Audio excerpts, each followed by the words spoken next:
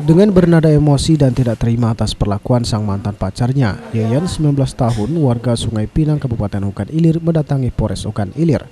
Kedatangannya guna melaporkan perbuatan sang mantan pacar yang telah mencekiknya di tengah jalan lintas timur Tanjung Raja menuju Kayu Agung. Kepada petugas, korban Yayan mengaku bahwa sang mantan pacar berinisial AG 22 tahun telah lama diputusnya.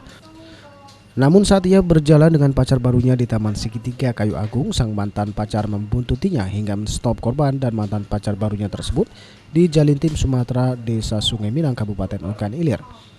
Menurut korban, sang mantan pacar yang dalam keadaan emosi tersebut langsung mendatangi korban dengan mempertanyakan hubungannya dengan sang pacar baru. Keributan mulut pun terjadi hingga membuat sang mantan pacar berinisial AG tersebut mencekik korban di depan pacar barunya.